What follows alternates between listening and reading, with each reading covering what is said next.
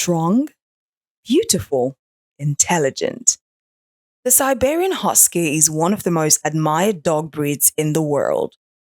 But in a country like Nigeria, owning one is not just impressive, it is a responsibility many people underestimate. This breed was originally developed for pulling sleds over long distances. That means high energy, strong will, and constant movement. Nigeria's climate is one of the biggest challenges for this breed. Huskies respond better to rewards than punishment, but nutrition must remain balanced. A bored husky is a destructive husky.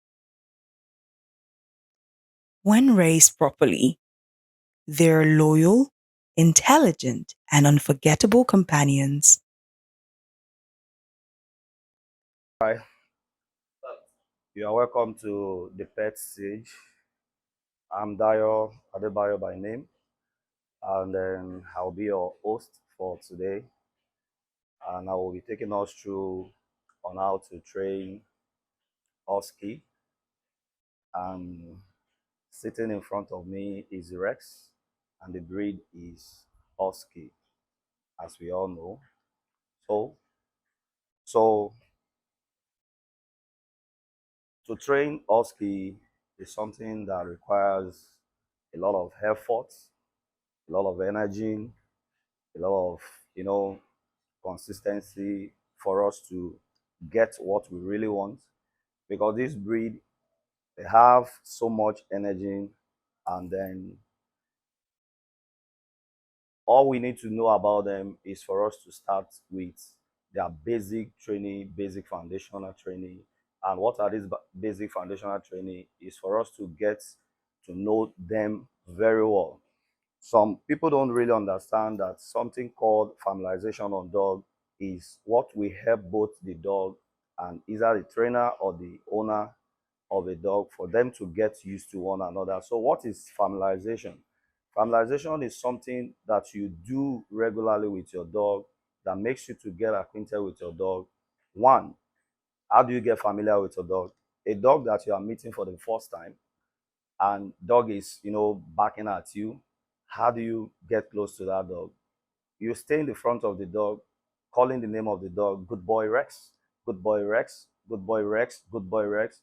If you can do that for 2, 3, 4, 5 hours, I'm not saying you should do it straight like that. Maybe today an hour, tomorrow an hour, another day an hour. Before you know it, you are getting used to the dog, and the dog also is getting used to you. So that's what we call familiarization. So now you now graduate from that level to move closer to the dog by touching the head of the dog. You touch the body of the dog. You could be able to play with the dog. You can open the mouth of your dog and then just check the number of the teeth of the dog. It's still under the familiarization. Then from there, you should be able to check the chest of the dog, lift up the hand, check in between the fingers, the legs, and all of those stuff like that. So from there, before you know it, your dog will be looking at you. So I guess this person is my friend. So training a dog, you don't just jump at a foundational training by saying sit, stand, stay, go. No, these are the basic training on any dog you want to train. But for this husky breed, you have to be very, very, very, very careful, and invest a lot of time and patience on the dog for you to get acquainted with your dog. So then we move from familiarization to socialization. What is socialization? Is for the dog to get used to the noisy environment, get used to some certain things environment, like generator, like car, like horn, like noise out there, opening of a gate, people coming into the compound, people knocking at the door, all of those strange noises. Some dogs don't like it.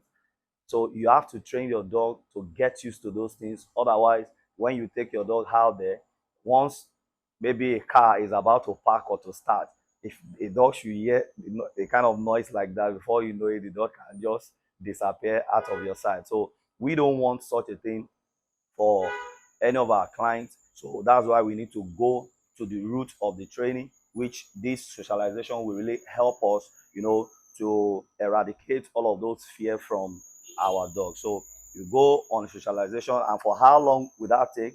It can take a week or 2 weeks, depending on how the dog is responding to all of those noisy parts of the environment. So if you are able to do that and you're able to tame all of those things from the dog, then you can now move to the next level, which you call the training proper. So what is the training proper? Is for you to also know the capacity and the ability of your dog, how your dog can sit, how your dog can stand, how your dog can stay, and how your dog can down. All of these things is what they can do on their own.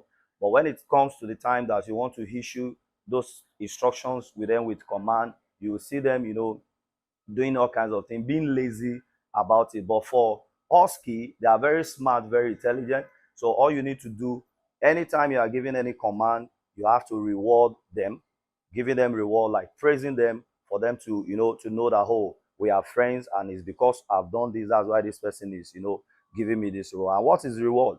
It's treats. You give treats. You can use your hand to rub the dog, call him good boy or good girl, whichever gender you are having. Then before you know it, the dog will be happy to get the next command. Good boy, Rex, sit.